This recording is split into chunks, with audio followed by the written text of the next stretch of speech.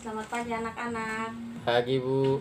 Baik, kita bertemu lagi pada hari ini di pertemuan kita yang ketiga.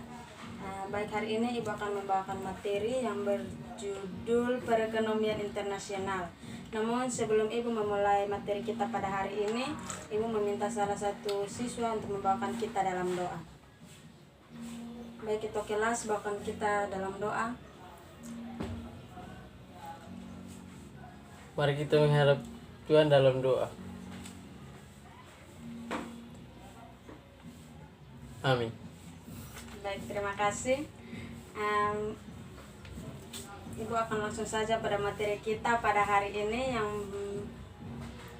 perekonomian internasional. Dalam perekonomian internasional, di sini membahas tentang perdagangan internasional. Dan di sini Ibu akan membahas tentang perdagangan terlebih dahulu, di mana perdagangan itu adalah pertukaran atau perdagangan pertukaran berarti proses tukar menukar yang dilakukan atas kehendak dari satu negara dan negara lain. Oke, dan setelah Ibu membahas tentang perdagangan, Ibu akan membahas tentang perdagangan internasional, di mana perdagangan internasional di sini adalah kegiatan transaksi perdagangan antara satu negara dengan negara yang lain, baik mengenai barang maupun jasa. Contohnya Indonesia bekerja sama dengan negara Cina, Jepang, Prancis, dan negara-negara lainnya. Dalam perdagangan internasional di sini, seperti pergerakan sumber daya melalui batas negara, baik seperti sumber daya alam, sumber daya manusia, dan sumber daya modal. Di sini kita lanjut lagi mengenai faktor pendorong internasional, perdagangan internasional. Dibagi atas beberapa bagian.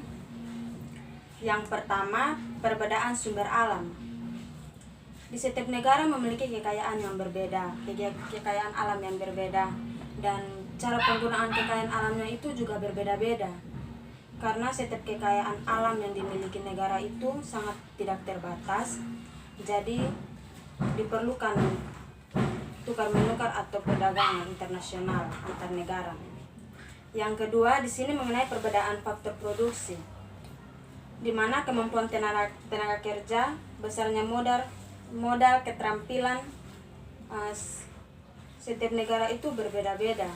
Jadi faktor produksi yang dimiliki itu pun berbeda-beda juga.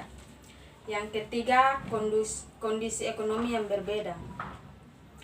Adanya faktor produksi yang mengakibatkan keadaan biaya produksi untuk membuat barang memerlukan biaya yang tinggi. Untuk itu, negara lain biasanya mengekspor atau mengimpor barang ke luar negeri agar bisa mendapatkan dengan biaya yang cukup murah. Ada banyak faktor pendorong yang lain, tapi nanti kita akan bahas lebih lanjut lagi, dan kita akan masuk mengenai manfaat perdagangan internasional. Perdagangan internasional timbul apabila salah satu atau kedua belah pihak negara melihat adanya manfaat atau keuntungan dari perdagangan tersebut. Dan dari manfaat tersebut, ada beberapa manfaat yang diperoleh dari perdagangan internasional. Yang pertama, memperoleh jumlah barang yang diperlukan. Yang kedua, mendapatkan harga yang lebih murah. Yang ketiga, melaksanakan ekspor impor. Yang keempat, menambah devisa negara dari hasil ekspor. Yang kelima, melakukan ahli teknologi dari negara lain. Dan yang keenam, meningkatkan pendapatan nasional.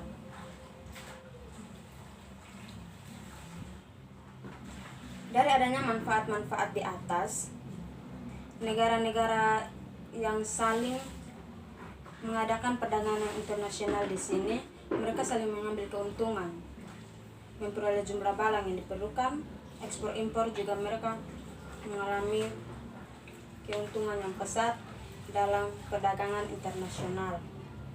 Yang berikut teori perdagangan internasional. Dari teori perdagangan internasional di sini manfaatnya, yang pertama, dapat menunjukkan adanya keuntungan yang timbul dari adanya perdagangan internasional. Jadi manfaat di sini itu menunjukkan adanya keuntungan dari setiap negara yang membuat perdagangan internasional, kerjasama internasional, mereka saling mengambil keuntungan dari pemanfaatan yang mereka terima.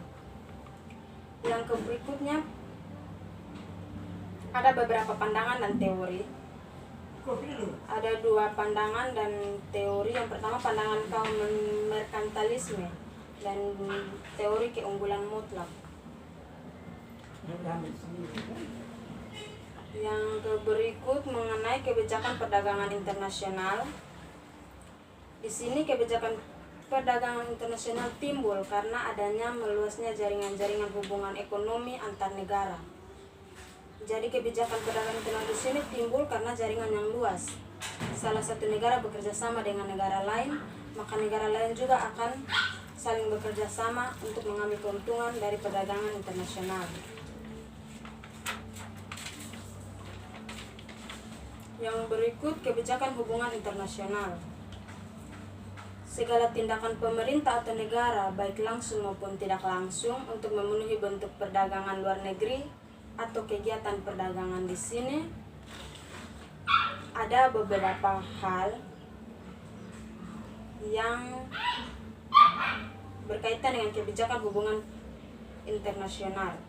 Yang pertama, politik proteksi.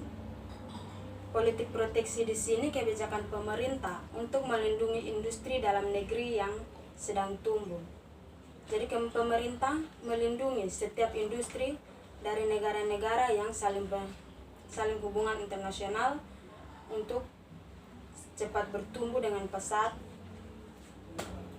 dalam proses industri dalam yang sedang bertumbuh. Di sini tujuan dari politik proteksi di sini adalah untuk memaksimalkan produksi dalam negeri. Jadi kebijakan proteksi di sini pemerintah memaksimalkan produksi yang dihasilkan dalam negeri sendiri. Maksudnya apa yang diproduksi oleh negara itu yang akan pemerintah lindungi dan kembangkan produksi yang sudah dikembangkan itu. Yang kedua, memperluas lapangan kerja. Jadi politik proteksi di sini kebijakan pemerintah adalah untuk memperluas lapangan kerja. Dengan dibuatnya industri produksi yang banyak, semakin memperluas lapangan kerja untuk masyarakat dan warganya dapat memperoleh lapangan kerja yang baik. Yang berikut, memelihara tradisi nasional. Di sini pemerintah melindungi industri dalam memelihara tradisi nasional agar setiap negara yang memproduksi hasil dari industrinya dapat mempertahankan tradisi nasional.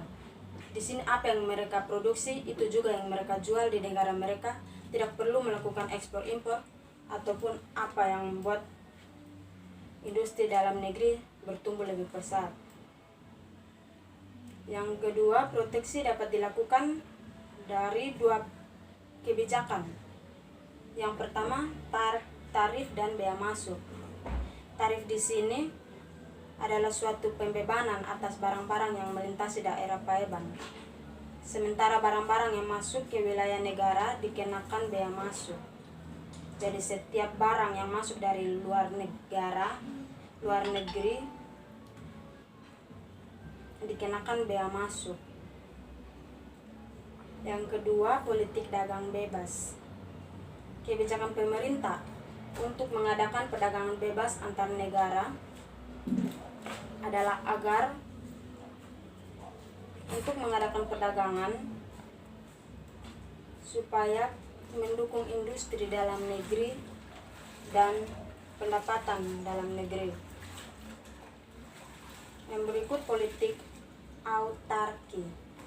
Di sini politik autarki kebijakan perdagangan dengan tujuan menghindarkan diri dari pengaruh-pengaruh negara lain, misalkan politik, ekonomi maupun militer. Yang berikut, pengembangan internasional, pembayaran internasional. Dengan adanya perdagangan luar negeri, dimungkinkan adanya pertukaran mata uang suatu negara dengan mata uang negara lain. Di sini maksudnya adalah seperti seorang importir Indonesia membeli barang dari seorang eksportir Amerika. maka pembayaran harus dilakukan dengan menggunakan mata uang Amerika atau dolar. Padahal mata uang yang berlaku bagi seorang importir adalah rupiah. Untuk itu, seorang importir dalam melaksanakan pembayaran harus membeli uang dolar terlebih dahulu, kemudian ditransfer kepada eksportir. Ada beberapa faktor atau penyebab pembayaran internasional. Di sini saya akan membahas dua. Yang pertama, pembeli dan penjual terpisah oleh batas negara. Jadi penyebab pembayaran internasional ini itu terpisah oleh dua negara, batas negara. Yang kedua, adanya perbedaan mata uang pada masing-masing negara.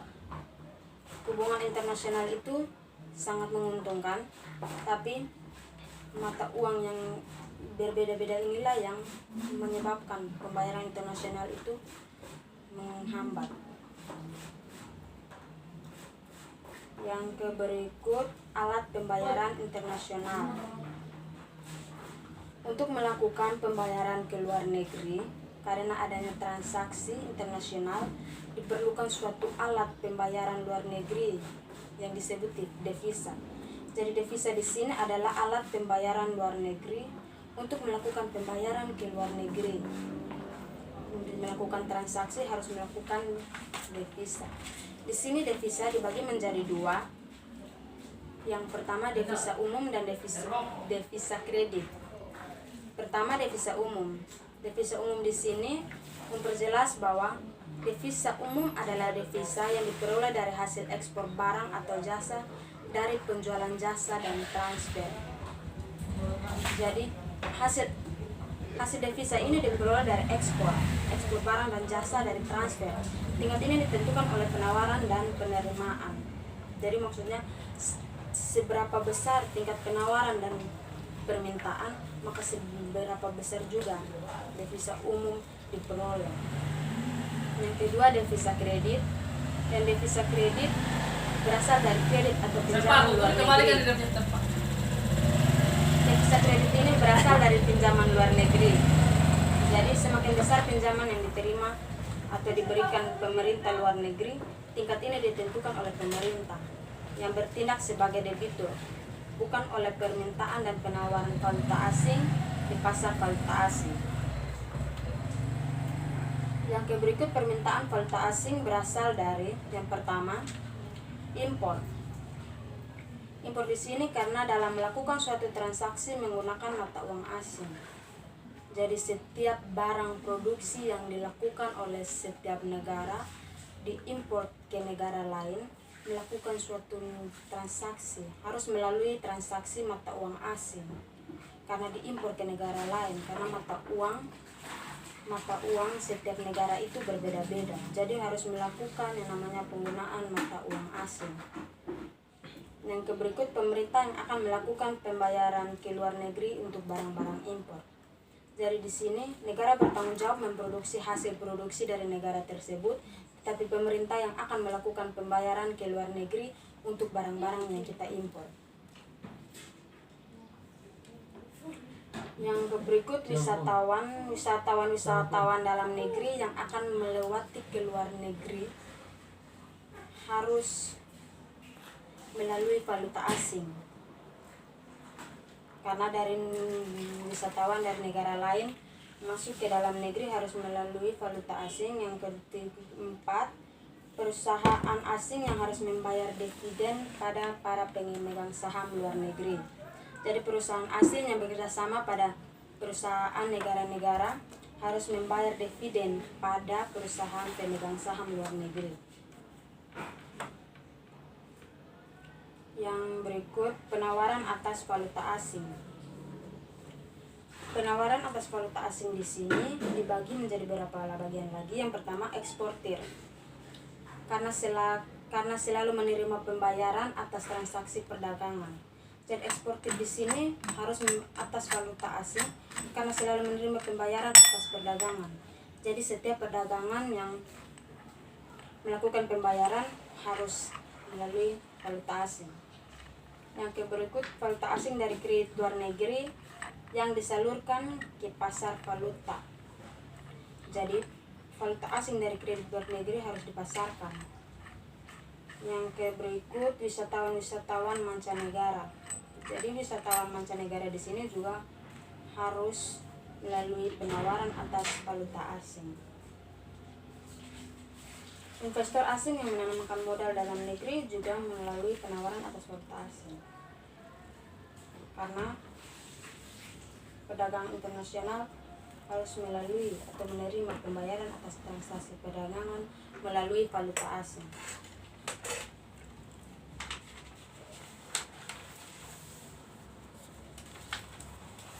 Kita lanjut lagi ke neraca pembayaran.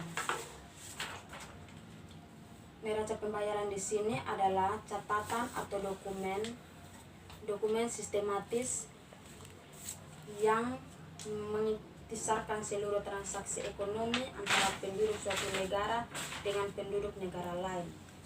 Jadi neraca pembayaran di sini adalah sistematis seluruh transaksi ekonomi antara penduduk suatu negara dengan penduduk negara lain selama masa 1 tahun. Jadi neraca pembayaran di sini adalah transaksi ekonomi selama 1 tahun, 1 tahun periode. Yang kedua, transaksi debit. Sebelum saya membahas tentang transaksi debit, Ibu akan menunjukkan contoh transaksi neraca pembayaran. Di sini akan menjelaskan sedikit tentang neraca pembayaran. Bisa dilihat neraca pembayaran di sini, ini adalah tabel neraca pembayaran. Neraca pembayaran di sini terdiri dari beberapa item. Ada berapa? 1, 2, 3, 4, 5, 6, 7 item. Yang pertama, transaksi neraca perdagangan. Jadi transaksi neraca perdagangan dibagi lagi menjadi 2, ekspor dan impor. Jadi transaksi neraca perdagangan itu termaksud ekspor dan impor. Ini neraca pembayaran dari tahun 2005, 2006, dan 2007. Di sini dilihat angka-angkanya semakin meningkat dari tahun ke tahun. Transaksi perdagangan, neraca perdagangan pada tahun 2005, 2006, dan 2007 mengalami peningkatan. Yang kedua, neraca modal terdiri dari sektor publik. Ada penerimaan pinjaman bantuan, terbagi lagi bantuan program dan lainnya, bantuan proyek dan lainnya. Pelunasan pinjaman. Sektor swasta terdiri dari penanaman modal langsung, investasi portofolio dan lainnya. Yang ketiga, total dari transaksi dan neraca modal juga diakumulasikan dari tahun 2005, 2006, 2007.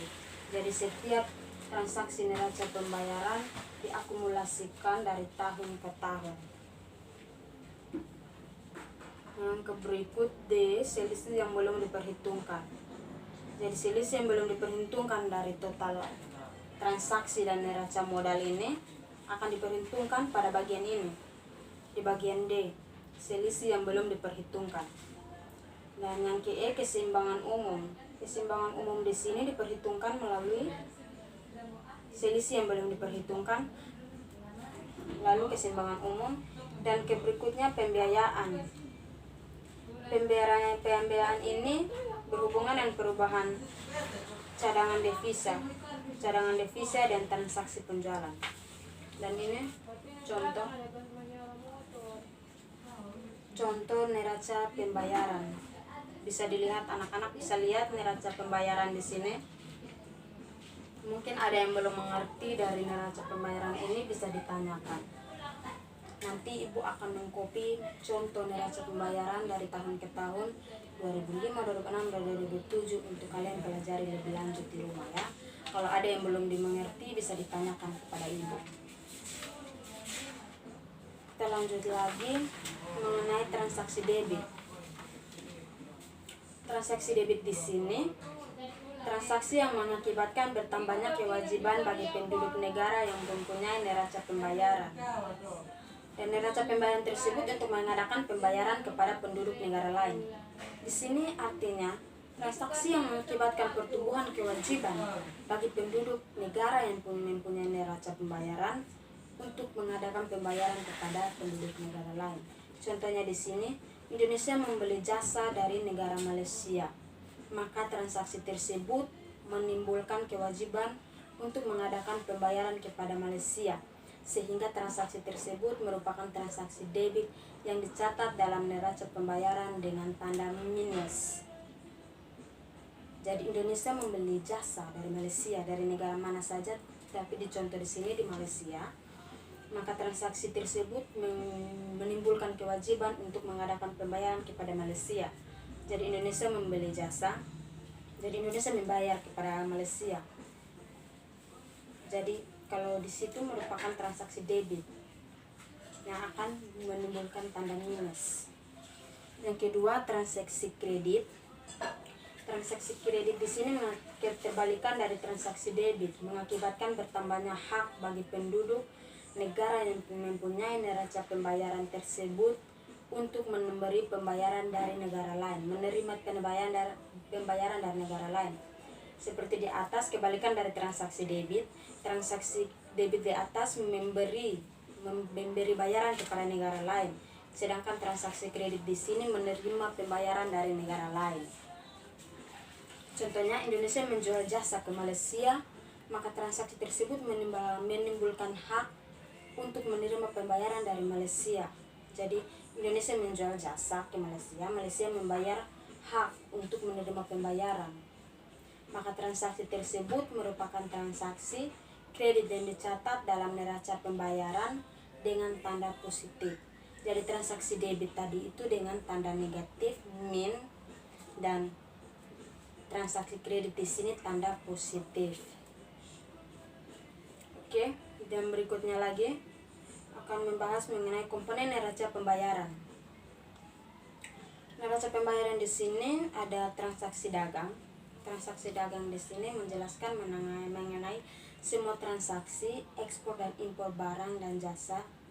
Transaksi ini mengenai ekspor impor barang dan jasa. Jadi transaksi dagang ini tuh mengenai impor, ekspor barang dan jasa antar negara, satu negara dengan negara lain melakukan ekspor, impor baik barang maupun jasa. Transaksi ini dibedakan atas transaksi barang dan jasa seperti tadi dijelaskan. Yang berikutnya lagi transaksi pendapatan modal. Jadi transaksi pendapatan modal juga masuk dalam neraca pembayaran.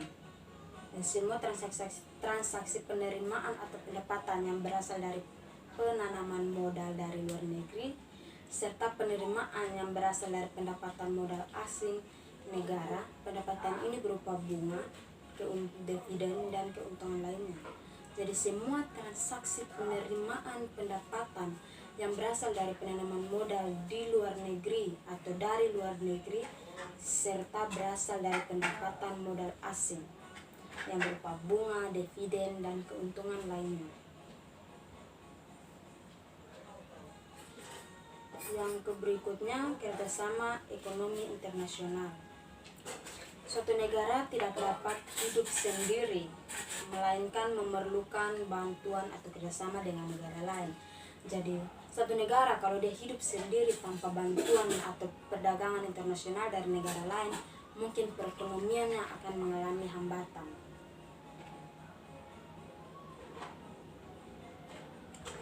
Bukan cuma dalam perdagangan internasional saja, tapi negara lain tidak dapat melakukan hidup sendiri tanpa kerjasama dari negara lain dalam arti bidang politik, ekonomi, sosial, pendidikan, pertahanan, keamanan, dan lainnya. Pokoknya semuanya, bukan dalam hal perdagangan internasional saja, tapi dalam berbagai bidang hal lainnya.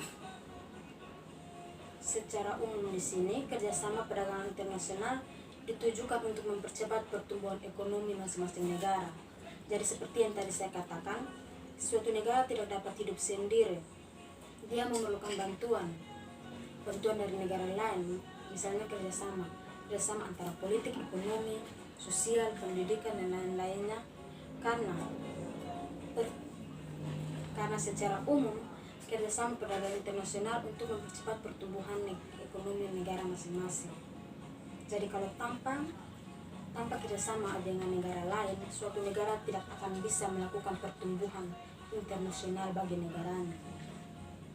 Jadi pertumbuhan ekonomi di suatu negara ditentukan oleh kerjasama juga. Kerjasama internasional juga menentukan pertumbuhan ekonomi suatu negara, pendapatan juga termasuk. Dan kerjasama di sini ditujukan untuk beberapa hal. Yang pertama, memperkuat dan meningkatkan kerjasama ekonomi. Jadi dengan adanya kerjasama ekonomi, perdagangan internasional, ekonomi politik, sosial, pendidikan, dan lain-lain, itu untuk memperkuat dan meningkatkan kerjasama ekonomi. Jadi antar negara itu melakukan kerjasama untuk meningkatkan kerjasama antar negara, memperkuat hubungan satu negara dengan negara yang lain. Yang kedua itu meliberalisasi secara progresif dan meningkatkan perdagangan barang dan jasa. Yang berikut menggali bidang kerjasama yang baru dan mengembangkan kebijakan yang tepat antara negara. Yang berikutnya bentuk kerjasama ekonomi internasional. Bentuk kerjasama internasional di sini dibagi lagi menjadi beberapa bagian. Yang pertama, kerjasama ekonomi bilateral. Kerjasama ekonomi bilateral di sini melibatkan dua negara bersifat saling membantu. Ekonomi bilateral, jadi dua negara atau lebih bersifat saling membantu. Satu negara membantu negara yang lain membantu negara yang lain. Contohnya di sini kerjasama antar negara. Ada kaitannya dengan kerjasama internasional, hubungan perdagangan, ekonomi, sosial, politik. Yang berikutnya kerjasama ekonomi regional. Kerjasama ekonomi regional di sini kerjasama antara beberapa negara yang berbeda di kawasan tertentu. Jadi beberapa negara melakukan kerjasama di kawasan Asia dengan Eropa, itu di kawasan tertentu. Contohnya Asia Tenggara dan kawasan Eropa. Yang berikutnya kerjasama antar negara multilateral atau internasional. Kerjasama ini melibatkan banyak negara. Kerjasama yang banyak negara seperti PBB dan yang lain-lainnya, WHO. Yang berikut antar regional.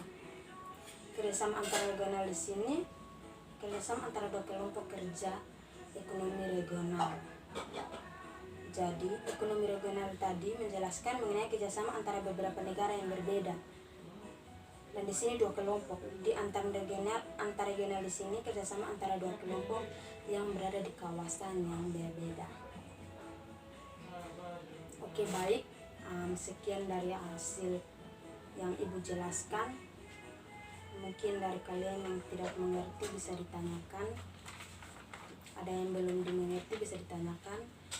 Sebentar Ibu akan memberikan kopian materi untuk kalian bisa ambil di ketua kelas untuk dipelajari lebih baik lagi. Karena menurut Ibu materi ini sangat penting untuk kalian. Perdagangan internasional, perekonomian internasional adalah penjelasan yang baik. Sebelum Ibu mengakhiri pelajaran kita pada hari ini, Ibu akan memberikan kalian tugas individu. Soalnya sama, satu soal, tapi masing-masing orang memiliki jawaban yang berbeda-beda. Soal sama tapi setiap siswa jawabannya berbeda-beda. Kalau sama nilainya akan dikurangkan. Baik, bisa tulis soalnya. Yang pertama, satu soal saja, satu nomor. Silakan ditulis. Jika suatu negara dapat memenuhi semua kebutuhannya, menurut pendapat kalian, apakah negara tersebut masih perlu melakukan perdagangan internasional atau tidak? Jadi kalau seperti Indonesia mendapat memenuhi kebutuhan negara tanpa bantuan dari negara lain. Apakah menurut kalian siswa-siswa ini negara tersebut masih perlu melakukan perdagangan internasional atau tidak? Bisa dimengerti? Baik, tugas ini dikumpulkan minggu depan, dan ibu harap minggu depan ibu masuk ke dalam kelas ini, semua tugas sudah ada di atas meja, pas sesuai dengan jumlah siswa kalian hari ini. Oke, sekian dari pembelajaran kita pada hari ini. Sebelum ibu mengakhirinya, mari kita menghadap Tuhan dalam doa. Amin. Baik, selamat siang. Kita berjumpa lagi di pertemuan yang berikutnya.